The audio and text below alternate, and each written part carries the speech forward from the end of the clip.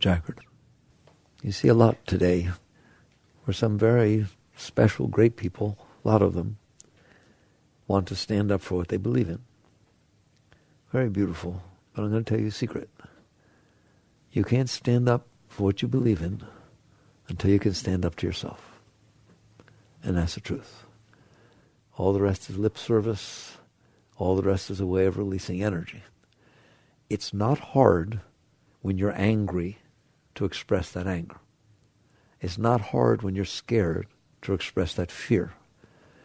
That is not what standing up for what you believe in is about. And that's what a lot of this stuff ends up being. Your beliefs, your pole stars, should be formed during your times of greatest clarity.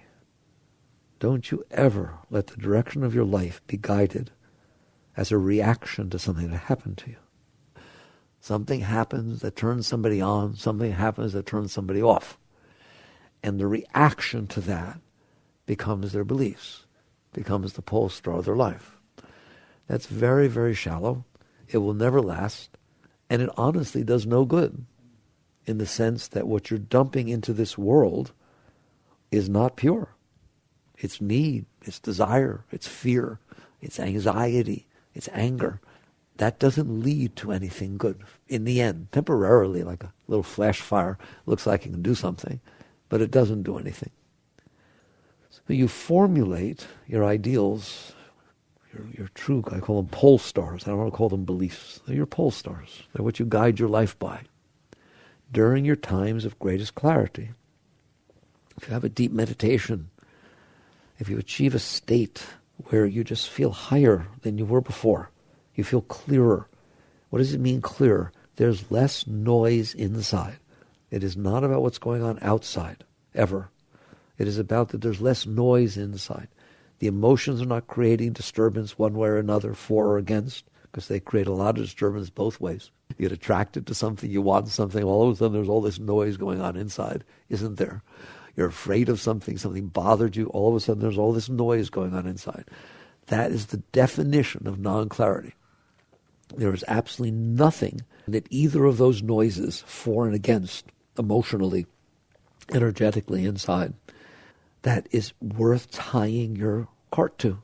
That's worth tying your chariot to. They're not going to take you anywhere. So they come, they go, they burn out. But there are times in which the emotions are quieter, not suppressed. This is deep.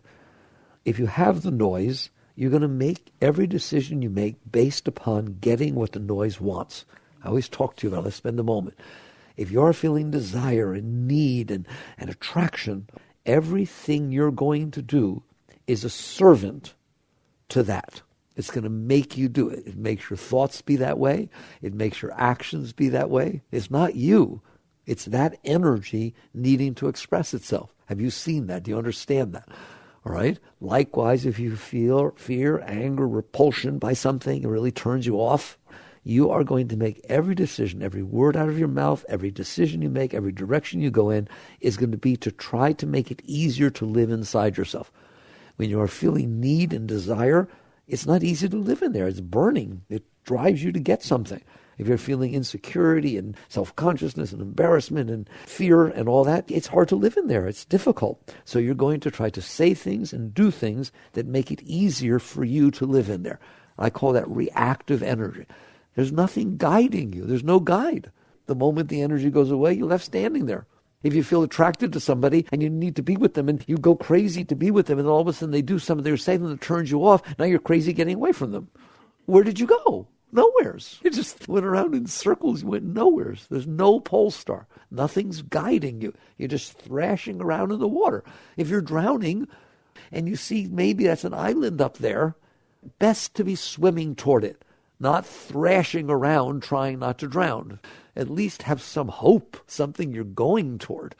Most people don't have that. They're just reacting to the needs and fears or repulsions that they emotionally and energetically feel inside. And they are uncomfortable with those things. And therefore, everything they're saying, everything they're doing is to try to get an environment around them that makes it easier to live with themselves. How would I say it that way? We have trouble living with ourselves, don't we? It's not all that comfortable. And so what we try to do is create environments around us, people, places, things, that when they come in and they touch our inner state, it makes it feel better and doesn't make it feel worse. Well, I'm telling you, as rational as that sounds, it's completely irrational. You're not going anywhere. All you're doing is, like, how would you like to live your life putting out fires? You don't go anywhere. You're just putting out fires. Maybe you're better at it than somebody else, so it's a little easier to live without all the fire going on. But what did you do with your life? Nothing. It didn't go, no positive, no anything. It's a non-negative state. You're just trying to be less negative. That's what putting out fires is. So when something is going on inside of you that is not comfortable, and I'm telling you because, you're yogis, you have to understand that for and against are the same. That's when you get into non-dualist teachings. If you are feeling desire and need and drive towards something, it is not comfortable. If you're madly in love with somebody and you can't live without them, you say, that's a beautiful thing. I want that. Okay, I'll lock you in a room without them and see what happens to you. You drive yourself crazy, the same as you would if you had fear or anxiety. They are not comfortable inner states. They are not what we call peace. They're not sattvic.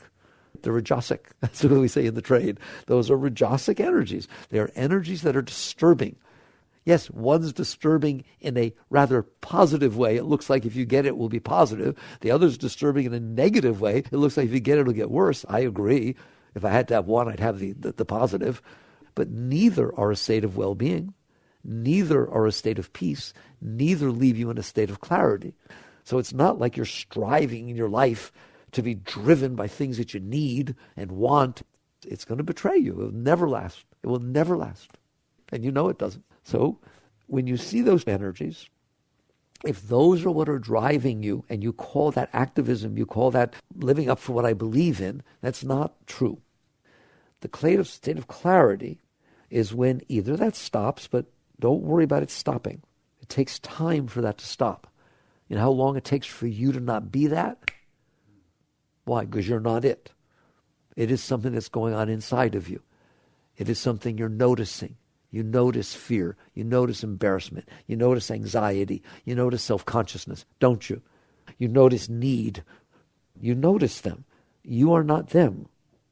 So what I said in the begin with is in order to be true and stand up for what you believe in, you have to be true to yourself. You have to be able to handle yourself. You have to be able to stand up to yourself. That's first. That's what I mean by stand up to yourself, is there's a lower energy going on in there, isn't there? And you know it. And that energy is not easy to live with, is it? If you can't live with it, it will run your life. There's no choices here. There's no vacations. You take it with you on your vacation. There's no time off. That's what people try to do with drugs and alcohol. Give me a break. A break from what? Me. Right? You're not going to break from anybody else.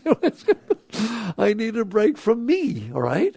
So when you have disturbance going on inside of you, it is not easy to stop it. It is not easy to live with. It is not easy to not have it going on. That takes time.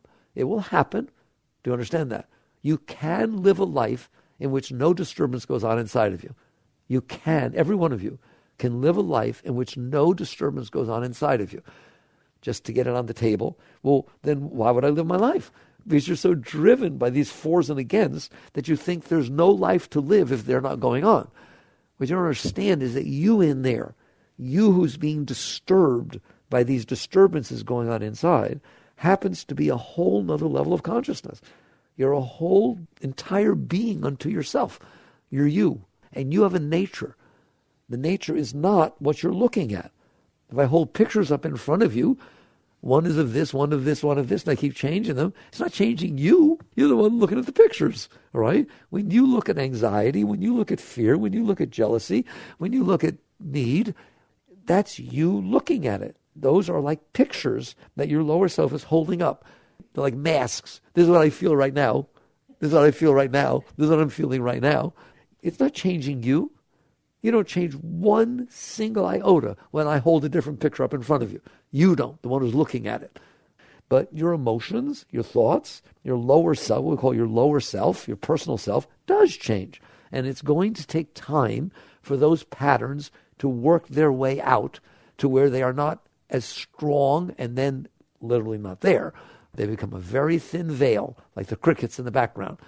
The crickets don't have to stop for you to live your life, do you? Every once in a while you stop, oh, the cricket. It doesn't do anything. It doesn't disturb you. It's just there. That is how your lower self becomes. Every once in a while you just see a little something, but it's nothing. There, like that. Like a little feather on your arm. That's where I want you going, all right? Now, what drives you then? Why would you do anything? Why would you get up in the morning? Why would you get married? Why would you work? Anything. You don't understand. You have a nature. They have their nature. If I hold pictures up in front of you, you can analyze the pictures, or I can analyze you who's looking. There is somebody looking. That's what we're talking about. So it's not about analyzing or figuring out or stopping these lower energies that have a reason for being, which we'll talk about in a moment. I mean, not a good reason, but everything in this universe has causes. They have causes that cause them to come up when they do and to be what they are. Fine. That has nothing to do with you. When you are able to rise above them, we call it transcending, not get rid of them. Transcending doesn't mean suppression. And transcending doesn't mean they're not there. Obviously, transcending can't mean they're not there because you're transcending something. If there's nothing there, you're not transcending anything. So to transcend, that's why it's called a transcendental philosophy, the Eastern teachings. To transcend that stuff means to pay attention to who you are that's watching them. That doesn't take time. That's it. There. Who's looking at the picture? Me. Didn't take long, right? So it's the same thing when you're working with your lower self. That state of your being is not neutral. People think there's nothing. That's not true. The truth of the matter is, from the seat of self, from the seat of consciousness, from the seat of awareness, is where all beauty comes. That's where true love comes from. True love is not something you feel with your heart. True love pours from your being. It is the essence of who you are. That is the nature of self, that thing you call love, that energy of love. It then flows down, and then if the mind is open, it flows down and pours out through the heart. That's why you feel it when you're open, when you're receptive. You don't feel the love when your mind is complaining and you don't like somebody, etc., etc. But if your mind is completely open to a situation, a dog, a sunset, a person, love comes out, doesn't it? That's not the source of love. I talked about that before. The faucet is not the source of the water. This fourth chakra is a faucet. It can open. And when it opens, the water flows through. Where does the water come from? When you meditate deep enough and explore your being deep enough, you return to the source and you realize you are made of love. That's who you are in there. You are an ocean of love. You're infinite, unending, unconditional. The mind puts conditions on things because you are behind the mind. The self watches the mind, doesn't it? You notice your thoughts. You are behind your mind. So when you return to that place, it is nothing but love. And then when things are open, it pours out. Because the source and the state of your being is love. It's inspiration. It's ecstasy. It's creativity. It's God. All right? It's just a tremendous force of beauty and well-being in anything you can say. Therefore, when you sit in that seat and are not being pulled down to the lower energies, you are inspired to act, not driven to act. Those are very different things. The lower energies drive you out in the direction that they're talking about, don't they? The higher energies inspire you to do what? Interact with the reality that's in front of you. Inspiration is always about here and now. That's why the power of now, when people talk about that. It is when you have nothing else going except the presence of your being. Where the presence of your being is experiencing the reality of what's in front of you. Everything else is mind. There's only one thing in front of you. If I hold up a picture, that's the picture you're looking at. If you're remembering another picture, that's mind. If you're hoping for a different picture, that's mind. There is nothing but what's in front of you. That's the only reality that exists at any moment, isn't it? The rest is mind. There is no past except in your mind. It's not happening now. There's not a single atom that's creating the past that stays there. And there is no future except in your mind. That one's easy, isn't it? So the only thing that's real, that is not just mind, is the moment in front of you, the here and now.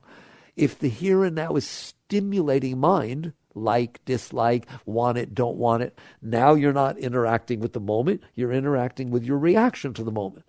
This is everything, isn't it? I mean, this is the essence of the teachings. You don't need all the books, all right? They can help you, but that's it. If you're past, it's mine. If you're future, it's mine. Period. Every single bit of it. I don't care how nice it is. If it ain't in front of you, it's mine, because that's the only other thing you can look at that can create something is your mind. Otherwise, God, reality, here and now, created what's in front of you. The quantum field emanated this with quarks and leptons and bosons in this very moment, and there it is in front of you. You did not make that. Everything else you made. You made with your mind. When you can stand in the presence of reality, then your being, your inspiration, your divinity, your wholeness, your soul interacts directly with what has been created in front of you. And that brings about such beauty. That's what Lao Tzu meant by the Tao. That is the Dharma. That is the complete wholeness. But if you are dealing with past, if you are dealing with future, that's your own personal mind. And if you are dealing with your personal reaction to what is going on outside, there's no clarity. That's called non-clarity. The only thing that is actually clarity is when none of that is going on. It's not that it's not going on, it's that you're not paying attention to it. If she's talking, but I'm not interested in what she's saying, I can still be interacting with you and she can keep talking. You ignore people all the time, don't you? You ignore all kinds of things so that you can focus on what you want to. It's the same thing inside. You do not have to listen to this noise that's going on inside. It doesn't mean it's not going on, but you do not have to listen to it. Right now, this very moment, you do not have to listen to it. Now you say, maybe you don't, Mickey, but I do. No, that's not true. It's not true. Let's say you're a smoker or a drinker. And I walk right up to you and say, you don't ever have to have another drink for the rest of your life. Well, you don't. You don't have to. That's ridiculous. There's nobody making you. They're not tying you down and pouring it down your throat and making you smoke. If you don't want to smoke anymore, stop putting cigarettes in your mouth. I try to make this distinction. If I say to you, go out there and pick up my car. Go out there and pick up my car with one hand. In fact, with your little pinky. Well, okay, you can't do that. There actually are things in this world that you can't do. I'm not saying you're Superman or Superwoman. There are things in this world that you can't do, such as picking up my car with your little pinky. All right? But you want to know what?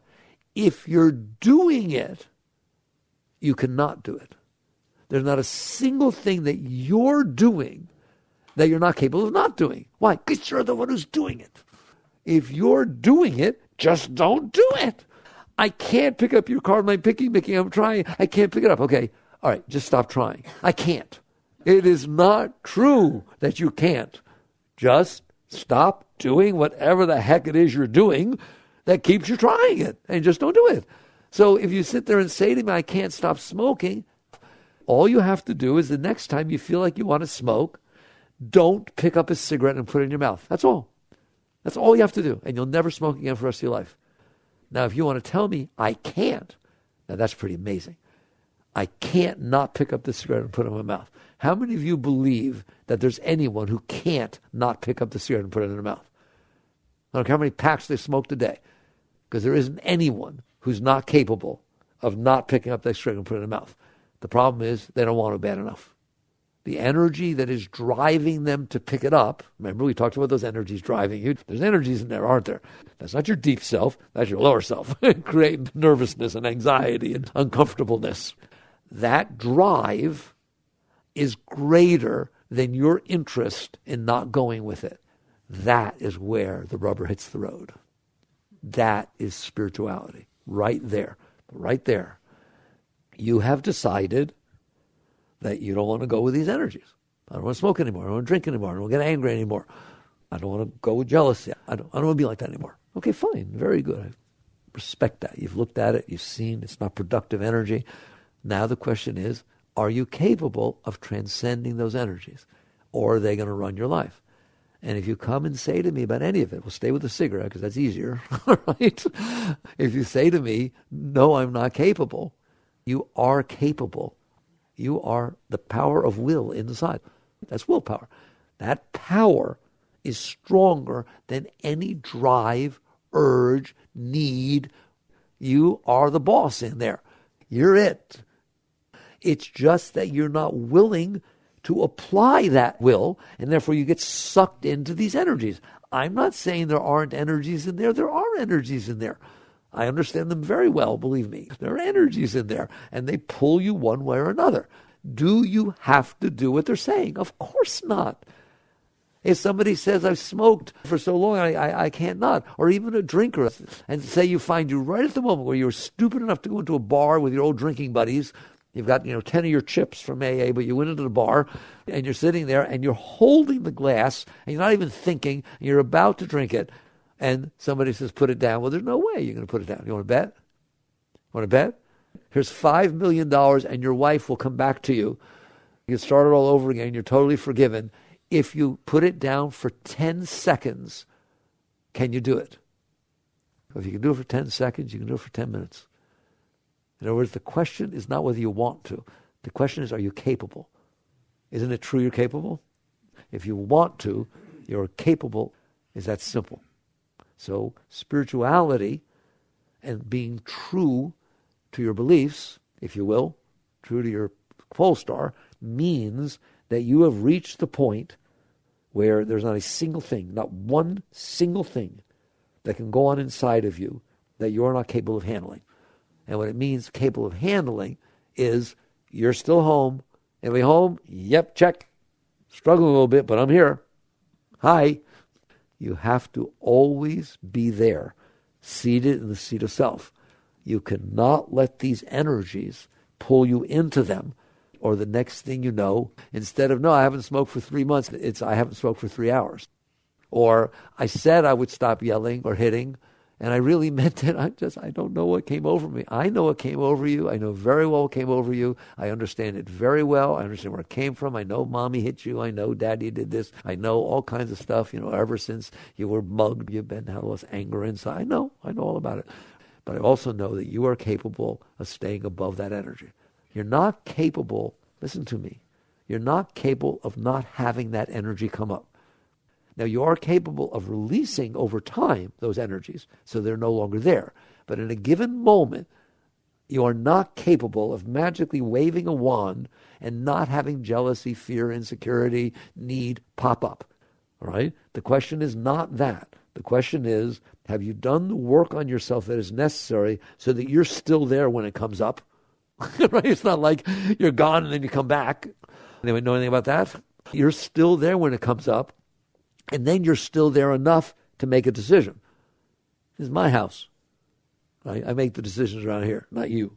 Pointing down there. Those energies down there are not deciding what I say or what I do. The fact that there's an urge, I understand that. So that's what we're talking about. So it is not a question of suppression. It is a question of transcendence. It is not a question of making it not happen. It's not a question of being embarrassed because it happened. I can't believe after 5 years, I still wanted to have that drink. Who cares? It doesn't matter if you wanted to have it. What matters is whether you did it. It doesn't make any difference what's coming up below you. So if you don't like it and you push it down, let's talk about that. Suppression does not work. If I am sitting there and I don't like the wind blowing by me, and someone's trying to teach me, it's not bad, it'll blow your hair, it feels good against your face. Just let it blow past you. Stay centered and be there in the presence of the wind. But I can't do it, so what I do is take a 4x8 piece of plywood, and anytime the wind shows up, I have handles on it, and hold it up against the wind. That is big trouble. You will devote your entire life to that, because the wind keeps blowing. There, you don't need any psychology, there it is. If you hold that thing up there, you're not getting married, you're not getting a new house. You're not enjoying your dinner. Somebody feed me. I'm busy. Come on, shove it in. Are you hearing me?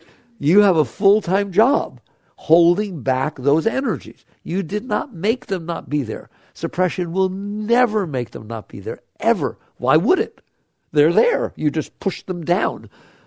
There are reasons they're there. We can talk about later how to get rid of those reasons. You can get rid of those reasons. It can be very nice in there. Now, not only will you devote your life to what you're suppressing, whether you realize it or not, it doesn't matter. At some point, you forget there's wind. You just know there's plywood. I'm serious. Do you hear me? It's funny, but it's not. You will literally forget while you're holding the plywood. It will just be all about, I got to hold this. Come on, I'm holding it. Hey, somebody help me. The only way you're going to get married is if somebody comes there, hey, I want to hold that plywood too. Let's do it together. And as long as you're both plywood holders, the thing holds together. The moment the other person says, I don't want to hold this plywood anymore, okay, you get divorced. And you don't know why you're holding the plywood. That's what suppression. You don't know what you suppressed. If you truly repress something, you don't know what you repressed. But I'm telling you, you're down there holding it down. Let's say you held that plywood up for 3 years with a constant wind. You're somewhere where there's always wind.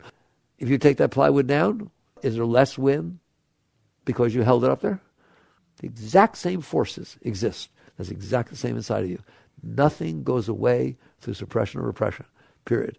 And not only will you spend your life holding, talking about those energies now, will you spend your life holding it, but someday, I guarantee you, and I'm going to say it this way, by the grace of God, the wind will become strong enough to blow you over or to blow the plywood away for a moment. There's no way you are getting away with suppression. There is no way that's working. So you need to understand that. Now, if an energy is very strong and you feel that it might overcome you, is it pertinent, meaningful to push it away some so you can catch your breath? Yes. That's just using, that's a technique, just like meditation or anything else. But be aware you did it. Make sure you don't use it as a solution. It is a temporary situation for you to catch your breath, get some strength, and then let go. I'm not advising it, but you're going to find out that you're going to do it some. Right? So I don't want to make you feel guilty or anything, right? You're going to have trouble with some energies. The worst thing you can do is give in to them because it becomes a habit. Now, why am I saying that? Well, let's take drinking or smoking, or whichever you want. All right? Let's take drinking.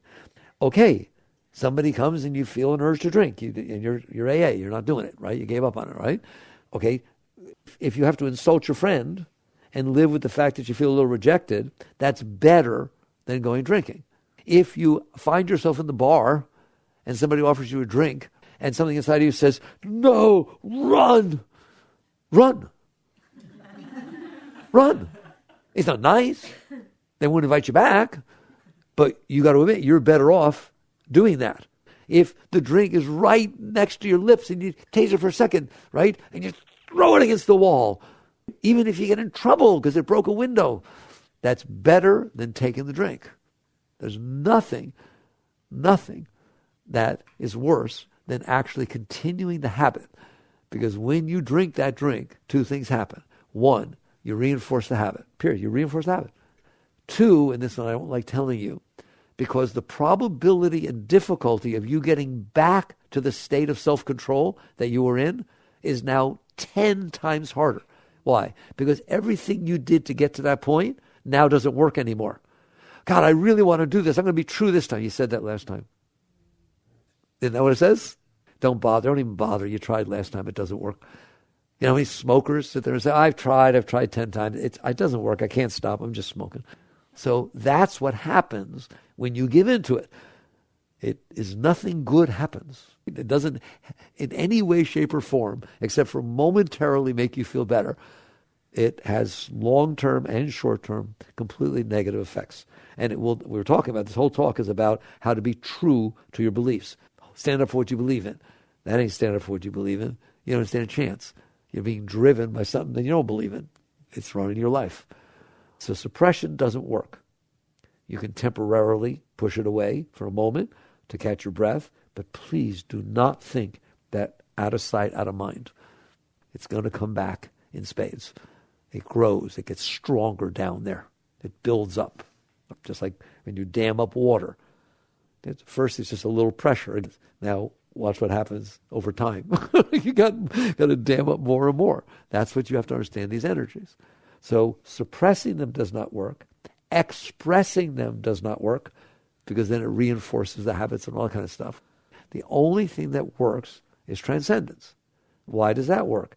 Because you're the one who's in there. You're noticing the energies. If you can pull back into the seat of your being, one, you're not suppressing the energies, you're not giving into the energies, plus you're giving them room. It does two things.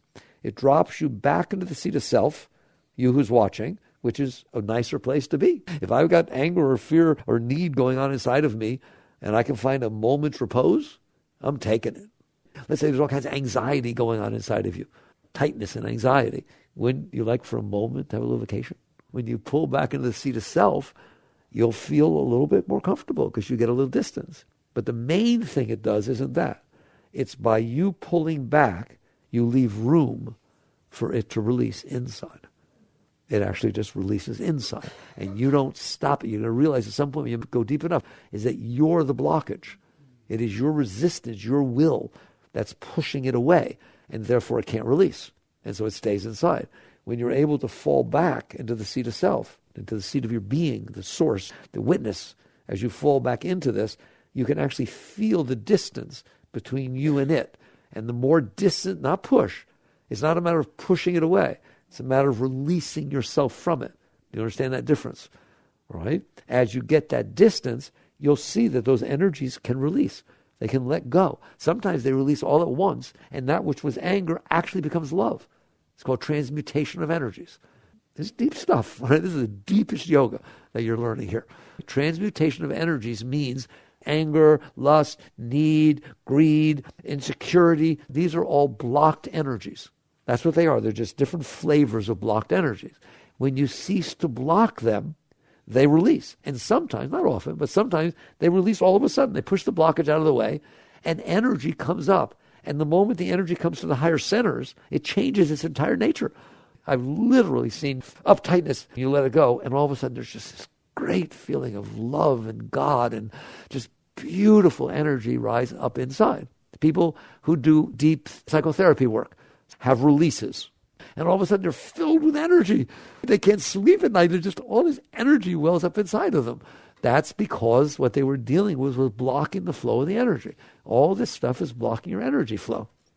So if you are ready, willing, and able, and we'll take each one of those in a moment, ready, willing, and able, when the energies come up inside of you, and they will come up, and there's nothing wrong with that. As long as there's a reason for the energies to come up, they are free to come up. You do not want to suppress them. You do not want to don't get into a spiritual ego where you say, I'm past that. I shouldn't feel anger anymore. I don't have any of that. Because then you're going to suppress. Now you've got your ego involved of defining yourself as somebody that doesn't have these energies. Okay? So it's not a matter of I'm only human, so how do you expect me to behave? It's a matter of, yeah, there's a human in there. He's still there. You notice? It still does its thing. But you have managed to reach the state to where never again for the rest of your life will you not be there. And you know what I mean by there, being there. You're centered. It pulls on you and you let it go. I've taught this once before. There's the difference. Right now, most people, the energies pull, they're gone. The only chance they have in life is to create situations around them that don't disturb the energies. Otherwise, they're yelling, they're freaking out, they're saying stuff they don't mean, they're being ways that they said they weren't going to be. Ever notice? All right? So they try to manipulate and control the environment around them so that when it comes in, it is easier to live with. They don't know how to deal with the inside, so they try to control the outside so that when it comes in, it's easier to deal with. It sounds rational, right? Control the outside so that when it comes in, it feels better. The trouble is the outside is different every moment. You can't glue anything down, right? It's like every single moment, there's a different moment in front of you, yes or no? Everything. The wind changes, the weather changes, people change, moods change. Everything. Cars don't start, they do start. Every single moment, there's a different moment in front of you. How exactly are you going to be in charge of making sure that the moment that's in front of you coming in isn't disturbing you? It's kind of losing battle, isn't it? So you just realize, no wonder we're neurotic trying to do that. So that doesn't work. So the next step is people come in and they struggle with themselves. That this lower self energies are doing all this, and they're trying not to drown. They're trying not to drown with, or no, really, the next step is suppression, by the way. First is control of the outside world. Second is suppression, since I can't control the outside world. What I do is suppress the energy when they get disturbed. That's a normal behavior of human beings. And believe me, everything you suppressed is why it keeps coming back up, right? The next is to sit there and say, I'm not bothered by use rationalizations, try to find a place in your mind that's able to process these energies in a way that you're not going with them. It's very confusing and very difficult. The next is you struggle with them. So it's a stage. Many of you are in that stage where you're back there far enough and the energies come up and they're threatening to you. So you struggle. You struggle to stay above them. It's a constant tug. They're pulling on you. You're pulling back. It's a battle. People sometimes say to me, why do I have to fight this battle? Because you have to. Because if you don't, it pulls you into it. But you won't have to fight the battle forever, I guarantee you. This is the difference. And that's the stage I want to talk to you about. See that battle as a tug of war. The energies down there are pulling your consciousness, pulling your being into them, trying to make you do what they want. You're trying to stay behind them. You're leaning back. You're trying to do this. Well, the deep teachings, which someday you will understand exactly what I mean, is when you're doing that, okay, at least you're at that stage. They're not sucking you in. By the way, there's no karma in that stage because you're not doing what they're telling you to do. But you're holding on to that rope. You're fighting. You're not going to win that tug of war because you're fighting with yourself. If you have a battle between your right hand and left hand, you lose. All right? You can't win that battle. So what do? It's not a matter of getting stronger.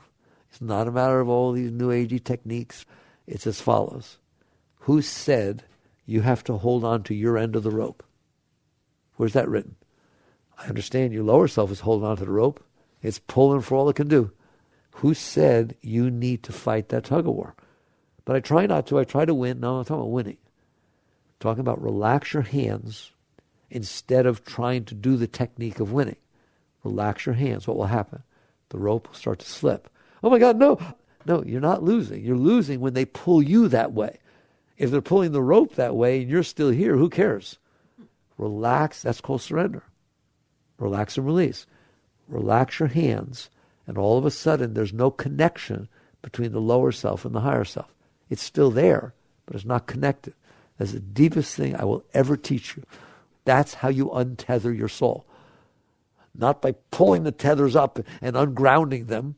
If you're in a hot air balloon and it's tethered to the ground by concrete, the holes, the anchors are concreted in. You're not going to win by taking the whole concrete platform with you. Put more helium in the balloon, more heat. Come on. No, it's not going to get strong enough to pull the whole thing up. And you're not going to win by pulling on the ropes as hard as you can. You're going to find out that the only reason the ropes are holding the balloon down is because on your end, you're holding onto the rope and you're in the balloon. Let it go. And the balloon will go up all by itself. That is exactly what's happening inside of you, and that is the highest spiritual technique. The moment you feel the energies get weird, the moment, the only chance you have is the moment there's a disturbance, and you know what I mean. The energies get like this. Just get a little weird in there, don't they? And I mean the millisecond. Let go. Don't wait to see what they are. Don't defend them. Just let go. Let go. But don't own them. Don't own it. Let go. Lean away and let go. If you wait even one moment, they will start pulling on you. And then something will happen. Either you'll try to manipulate the environment outside so they stop pulling on you. You'll try to suppress them and they'll keep coming back up. Or you'll try to rationalize. Oh, this isn't going on inside of me. This is you doing this. You hear me? Blame and shame. That's what goes on in there at that point. Blame and shame is the mind trying to balance those energies. You do not want to use your mind to do this. Your mind is not your friend in doing this. Your willful suppression is not your friend. Manipulating the world is not your friend. Your mind rationalizing, compartmentalizing all these energies so they all fit together. You don't want to do that. You want to let go. This is yoga. This is true spirituality, is you just relax and release. But there's no buts. It's the same thing as not picking up that cigarette. You told me you're not going to smoke anymore. Yeah, but no, there's no buts, are there? You do not allow there to be a but. It's simply this. I feel that energy. I've seen where it takes me. I ain't going there ever again. You have the right to say that. You have the right to keep your apartment as clean as you want. You have the right to make for dinner what you want. You're a free being. But if something inside of you doesn't let you, that's your fault. So you look at it and you commit yourself once and for all. If the energies start getting weird inside, the solution is to relax and release. Now, you won't be able to do it every time. I don't care if you fall down 1,000 times. Just get back up. It's like riding a bike. Just get back up. Get back up right away. Win. Let go as soon as possible and come back as soon as possible. If you do that, if you commit yourself to letting go the moment you see that starting to, I want it as it's starting to pull you in. You'll just feel it pulling on you. I don't know what to say. That's silly. If you took my arm and started pulling, how can I say, I don't know what you're doing. I don't know what you're talking about. There's no pulling going on here. Well, of course there is. It is exactly the same inside. You feel those energies start to pull on you. All right? Let go. Let go. Let go of the rope. Let go of the rope. And you're going to find out that not only did you not get pulled down, but a piece of the energy that was pulling you down released. It's what literally happens is those energies have no strength. You gave them strength by suppressing them. You gave them strength by fighting with them. If you cease to do that, their energy comes back to you. You get stronger, they get weaker. And that's truth. And eventually you will not understand for the rest of your life how they ever had any control over you. You will sit back behind without any effort. And Ramadas once said, I'm standing on a bridge watching the waters of my life flow by. You're just watching what you would have done. You're watching what you would have done pass by. But you're in a state of absolute clarity. You're just standing there, seeing it all. Now you can be true to your beliefs. Now you are capable of looking outside, seeing what is the pole star of my life, because it sure ain't that stuff, and seeing what the moment that's coming in front of you is offering you to do to move in that direction. So it is not that you don't have a pole star. It is not that you don't move in that direction. It is not that you don't apply your will. It just happens naturally. If I am somebody who believes in children and proper caring for children and this, that, and the other thing, all my philosophies and views and yelling at everybody and getting all upset because people hit their kids is not doing anything besides making me anxious that I might hit my kid. It's just making a mess, or I'll hit them. Instead, you become clear, and you will see moments where you have an opportunity to do something. You have an opportunity to talk to somebody. You have an opportunity to help with a situation. My mother's getting all upset or shaking her kid in a department store, and you're there. You're not getting upset about it. You're not giving in to anger because of it. You're present, and you see, oh, the universe has brought a moment in front of me where I can just not yell at the lady or the man, whoever it is, just walk up and say, oh, I can help. Let me help for a moment. Let me help for a moment while you catch your breath. All of a sudden, you just raise the world. You live true to what you believe in because you were clear. If you do any of the other things, if you hit the lady, if you call the Child Protective Services, maybe it was a moment. The mother was having trouble. And the next thing you know, they take the kid away. I don't know what you did, but I'm telling you, you own it. If you go in there and hit the mother, if you go in there and cause trouble, that's your karma. You're involved. You took on the karma of that situation. That's what karma means. If you're clear and you're not giving into the reactive energies inside of you, there are moments, openings. They're just little openings, like water finds a crevice, doesn't it? It finds a way to flow through. Every moment presented before you, if you are clear and you have a pole star, you will find that there's a little something that allows you. They always say in business, a lot of times, or in sports, take what he gives you. Like in football, if they're going to give you 5 yards, take the 5 yards. It's okay. You don't have to go long. Take the short pass. It's the same thing in life. If you have a goal, you have a direction, and you're clear, it's giving you something. It's both giving you and calling. It's just a natural flow that it will flow in that direction. And you're going to leave behind you a trail of beauty. It doesn't mean everything's perfect. It doesn't mean you fixed everything. Give me a break, right? What you did is raise the moment that passed by you. And you're going to find out that over time, it has a major effect. Has a major effect on people's lives, has a major effect. And now we're getting spiritual. I don't usually do it. If you can do that, what literally happens is you become an instrument of the divine will. When you're an instrument of your own will, you haven't got any room. If you're giving in to your needs, your desires, your fears, your anxieties, there's no room for anything to use you. That's what Christ meant when he said, you can't serve two masters. You can't serve these energies personal inside of you and at the same time be an instrument for something higher than that. But the moment you are able to keep your center, always, I'm talking about every second, every millisecond, you're a centered being. You're clear. You see that the energies got upset. They're pulling on you, but you're still back here and you're able to act clearly. Then you will see that the moments are asking something of you. There's an opportunity to move, and over time, bigger things will come to you. So all of a sudden, because, this is how it happens, because that mother was shaking her kid, and you stayed clear, before you would have called the police, you would have yelled at her, but you're the clear person.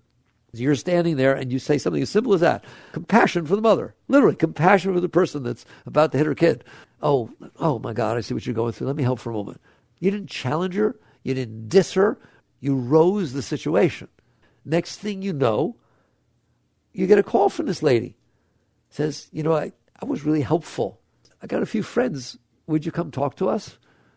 And I say, you don't even do anything. You're not trained in anything. Next thing you know, you got a little group. It's going on. People want to learn how to not hit their kids. Well, that's a nice group. I want to go to that group. How about you?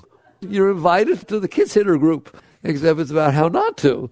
And then the next thing this happens, the next thing you know, a book gets written, the next thing you know, you lecture. I mean, it's like, oh my God. Because you are an instrument of the divine will, that is what happens. The universe calls upon you for more and more things because you're capable of it. And there's no end to how much good you can do. But if you are not capable of maintaining your own center, you're of no use to anybody. So I'm going to go back to where I started. Don't say I'm being true to my beliefs, to what I believe in, when you're really being true to your lower self. You're being true to your reactive energy, being true to the garbage that's going on inside of you. And not any of you who made it out here to this point cannot look me in the eye and say, well, I don't know the difference. You know when the lower self is taking you over.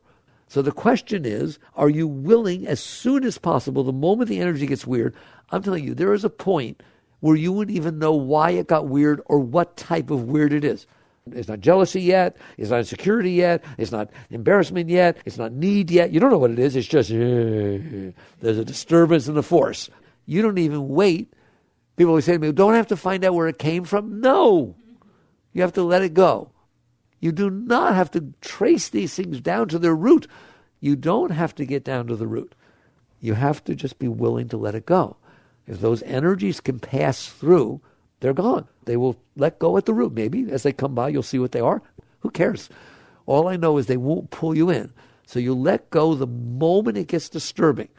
If you don't, it will get more disturbing.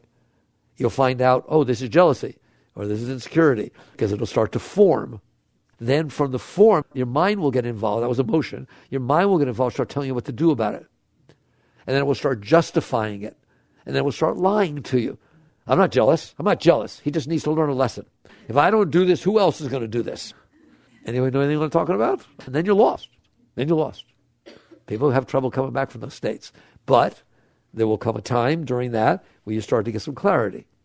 My experience, going back to the old days, is when it started to get clear again, I didn't want to see it. I was embarrassed. I didn't want to have fallen. So at that moment, it was actually hard to let the clarity come back.